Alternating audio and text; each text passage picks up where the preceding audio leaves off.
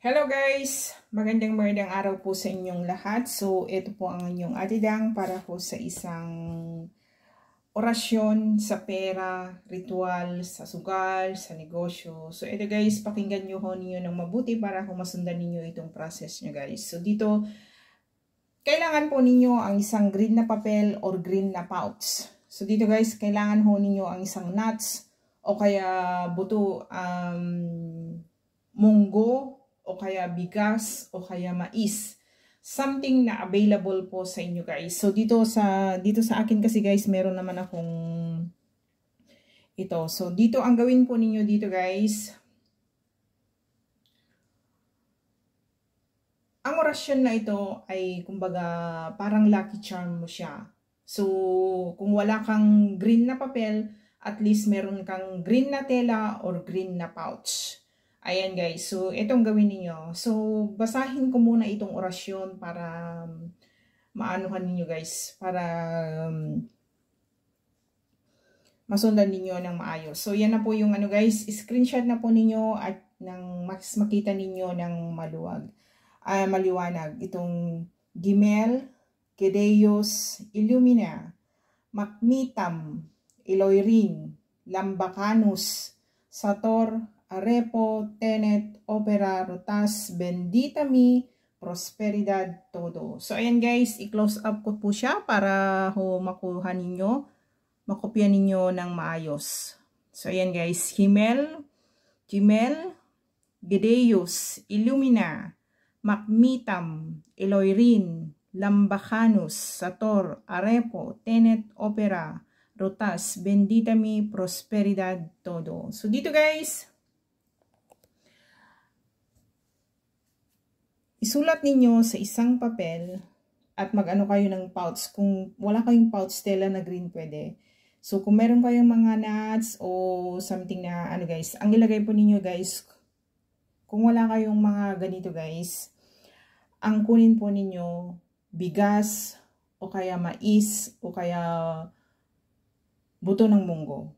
So, may something na ilalagay kayo dito. Dito guys, balutin po ninyo ibalot po ninyo itong papel na to na kinopya ninyo. Ayan. So, dito po, either po ito ay ilagay ninyo sa maliit na pitaka o kaya lagyan ninyo, tahiin ninyo guys na kumuha kayo na green na tela and then tahiin po ninyo guys. Tahiin po ninyo ito. So, guys, pwede po ang bigas, pwede po ang buto ng munggo, and pwede po ang buto ng mais. Pwede po siya guys. Kasi speaking of pera naman po yun guys eh. Dito, ang gawin ninyo dito guys, kailangan po ninyong magkaroon din po ng copy nito guys. At kailangan din po ninyo ito basahin 3 times a day. 3 times sa umaga. Kasi nga guys, ito po ay mag-a-attract orasyon sa pera at sa ritual. Ito guys, huwag ninyong ipapawala sa inyong mga wallet, sa mga bulsa ninyo, or something na may lakad kayo, magsusugal kayo, or something na mag-ano guys. Guys, pwede po ninyo itong dalhin sa kahit anong lamay or something na ano guys, na bilang isang lucky charm nyo. Kasi hindi naman siya ano guys, kumbaga orasyon at papel at ang green na tela ay wala naman hong masama dyan. Kumbaga, ito po isang magsisilbing lucky charm ninyo. Dalhin ninyo. Kung wala kayong papel na kulay green, pwede po ang puti na ganito guys. At least po yan guys. Ang gawin po ninyo, kumuha po kayo ng malinis na tela na green. Yan po ay tahiin ninyo, balutin ninyo. Kung meron naman kayong pouch guys, ay pwede naman ninyong ilagay sa green na pouch.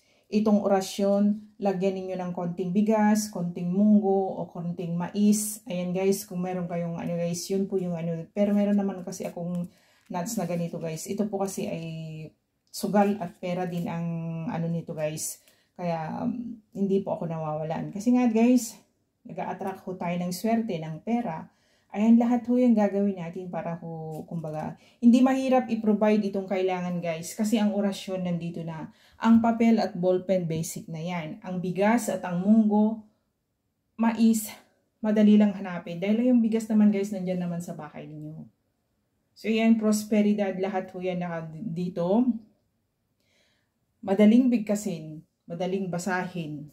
Kumbaga, may memorize mo yan. Kung nakapag-memorize ka nga ng isang kanta, hindi mo pa yan may memorize. So, ayan guys, mag-effort ho tayo ng konting effort lang. Hindi, guys, huwag nating pahirapan yung buhay natin. Konting effort lang.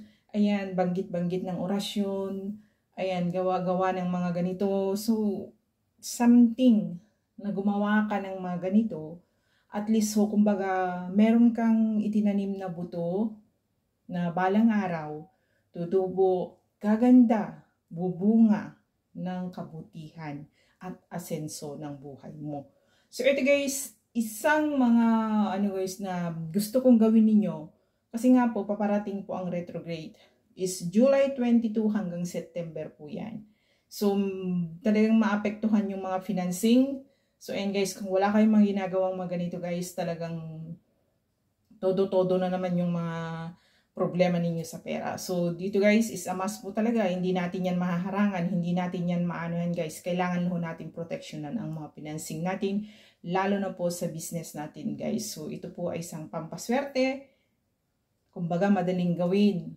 Effort lang po ng konti guys. Ang mga sangkap, hindi po mahirap hanapin. So, ito lang guys. At maraming salamat po sa inyong lahat.